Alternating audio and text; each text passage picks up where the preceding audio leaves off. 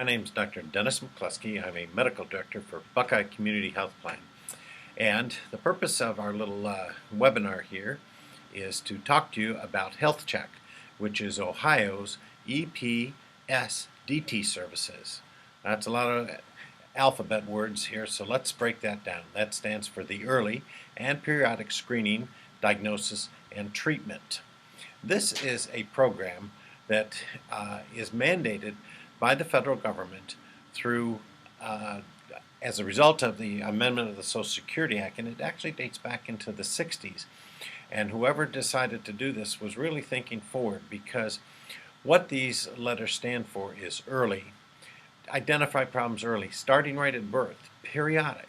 Check children's health at periodic age-appropriate intervals. Screening.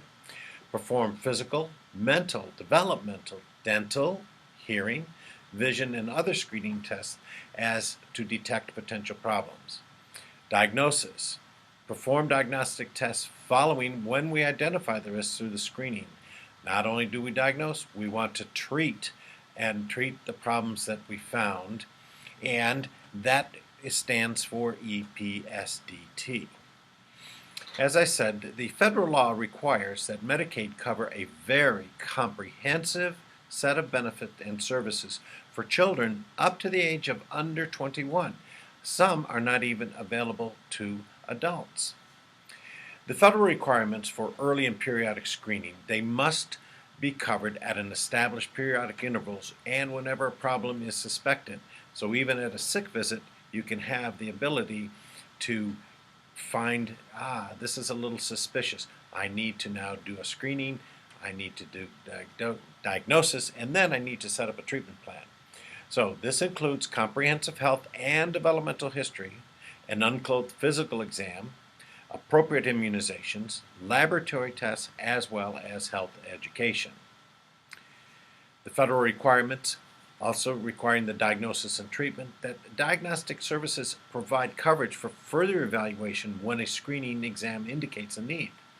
Treatment services are provided medically necessary treatment and other measures to correct or ameliorate defects, as well as physical, mental illnesses, and conditions that may be discovered by screening services.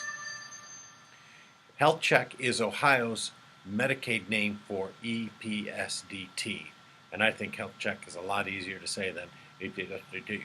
Okay, so HealthChek includes screening services, and for these screening services we follow the American Academy of Pediatric recommendations for preventive health. Any medically necessary screening, diagnostic, and treatment services, and these may go beyond the benefit coverage and limitations. Health screening frequency.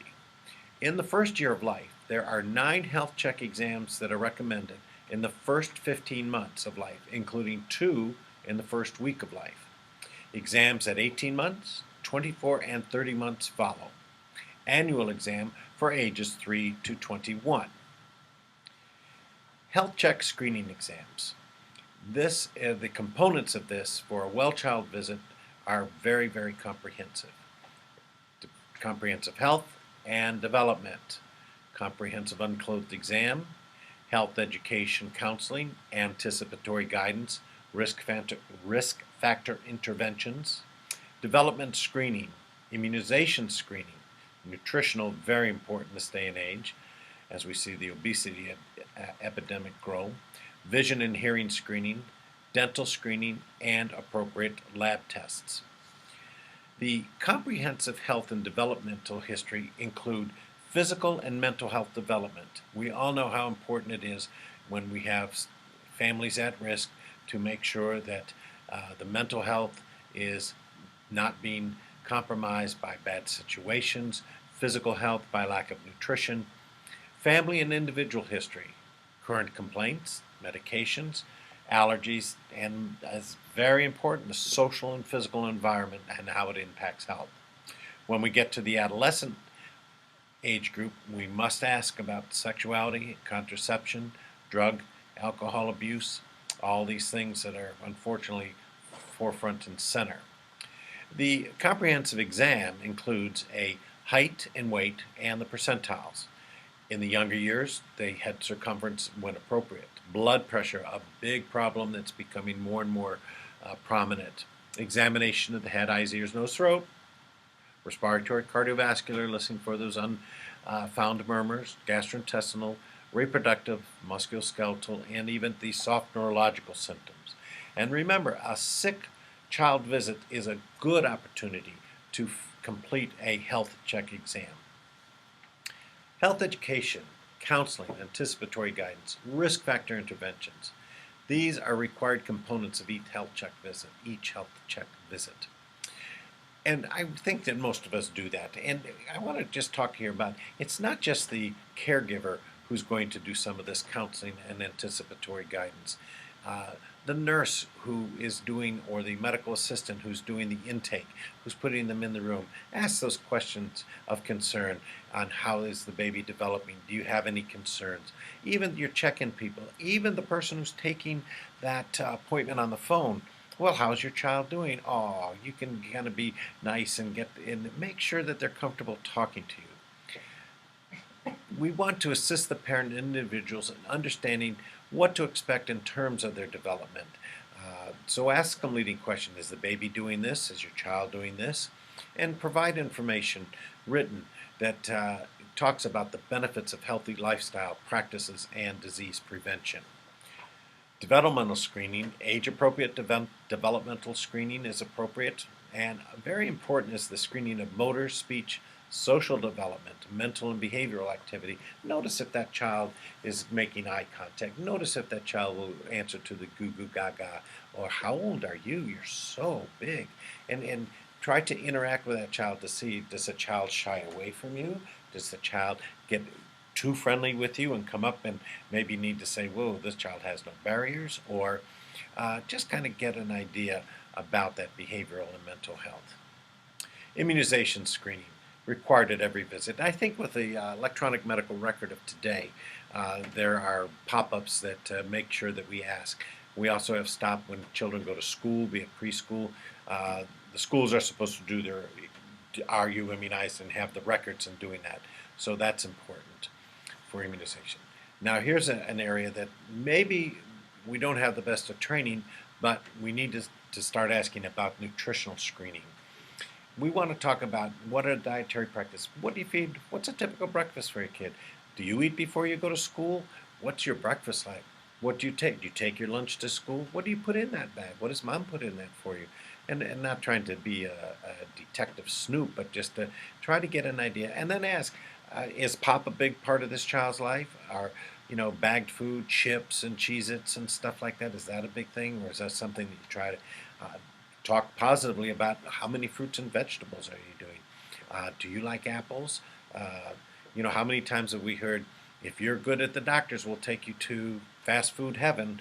Well, maybe we can say, why don't you stop by and get them a nice apple or a little bag of carrots.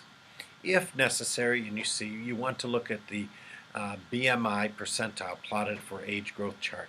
And as we know, there are an awful lot of kids that are way over on their BMI.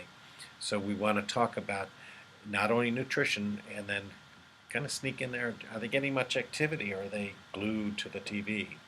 And don't forget that laboratory tests are indicated. And then, of course, we should do vision screening. Medical screening history, risk factors. Was a child a preemie? Did they get oxygen? Make sure you do an easy for me to say, ophthalmoscope exam. 3 years and above, external observation, ophthalmoscope, and you should be able to do a basic visual acuity and some muscle test. If there's a potential visual problem, send them to the optometrist or to the ophthalmologist. Hearing screening. Review history for risk factors, preemies, symptoms that may be indicative of. Does a child answer to your calls? If you drop pots and pans, does a child startle? Observe the child. Question the parent for physical behaviors or speech development that may indicate a hearing impairment. 3 years or older, you can manually administer using some specified equipment. If it's not available, refer for pure tone testing that gives us objective value. If you think that there's a potential hearing problem, please refer to one of the children's hospitals or to the appropriate audiologist, because nothing will stop development like not being able to hear and interact in their world. Dental screening, extremely important. Birth through 2 years, you're going to talk about looking at the development of dentation, look for caries, talk about milk. Do you send the baby to bed with a milk bottle? All that sugar laying behind the teeth. And then 3 years and older, we should refer to a dentist. And there are a lot of good dentists, and we have an extensive dental network in the Buckeye system. Appropriate laboratory tests. Now this is interesting because I think all children need to be tested for lead toxicity. We used to say, well, maybe kids that are in poor neighborhoods or that, but all children between 12 and 24 months, or actually at 12 and 24 months. Children who are 3 to 6 years, if they haven't been tested, should be tested. Sickle cell, at least once for kids that are at risk. Hemoglobin and hematocrit is medically indicated for anemia, iron deficiency. If the baby's had a tremendous amount of milk-based diet, we all know the big healthy, oh, look at that big healthy kid, but maybe they've had milk and they've had the micro iron losses. So that's very important. Also, don't forget, there are an awful lot of preemies out there and low birth weight infants, so hemoglobin screening is important. As the young people get older, pap smears if they're sexually active, testing for STDs, tuberculin tests if they're at high risk or from foreign countries or have exposures, and other lab screenings that you've learned to do along the way. Treatment. There's a long list of treatment and Medicaid coverable services. We have at the end where you can go through a series of slides that I'm talking about, but it's so extensive I just don't want to go through and just go through every single thing. But I'll go through some of the more unusual things you wouldn't think of. Family planning services, ESPDT as we've been talking about here, HealthChek, private duty nursing services. We have babies that sometimes have had heart surgery and they're on feedings throughout the night. We have children who sometimes go home on night ventilators, and they do have private duty nurses when that's available. Sometimes the mom needs some home health services to help bathe the children, to take care of them. Maybe they're twins that need. So it's not just, oh, go to the doctor's office, that's covered, but other things that we normally wouldn't think about can be covered in addition to physician and dental services. Treatment and Medicaid coverable service, again, another long list, but some of the more unusual ones, that case management services are available, and trying to encourage the parents to, you have a case manager at Buckeye if your child is at high risk or if there's a need, and they can help give you all different kinds of services. They can help with diabetic teaching, they can help with weight, they can help with so many things, and they're there not to be a snoop, not to get in the house, they're there to help. Personal care services, they can be the advocate for helping get the right things or directing them to what things. There are also, when necessary, psychiatric services available.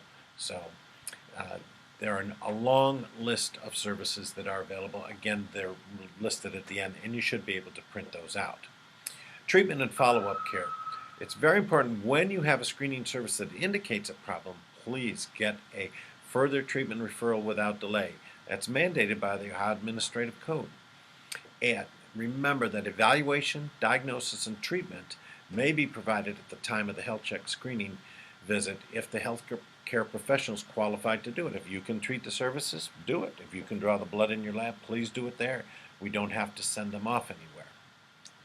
So, treatment and follow-up care can be provided by primary care, our family physicians, pediatricians, OBGYNs, specialists, neurologists, ophthalmologists, audiologists, and then our other healthcare professionals, advanced practice nurses, psychologists, nutritionists, and probably most importantly can be some of our community agencies. So here we have HealthChek, which is early. Let's start at the beginning. Periodic, make sure we're checking all along the way. Screening, we're looking for that. We got our radar out, so to speak, and when the radar hits a blip, let's make the diagnosis and let's put some treatment into play. If we do all of these things, the goal is healthier children who will use less health resources as they get older, will be more productive in terms of being successful in their education, as well as citizens in their mental health and in their This program can have a very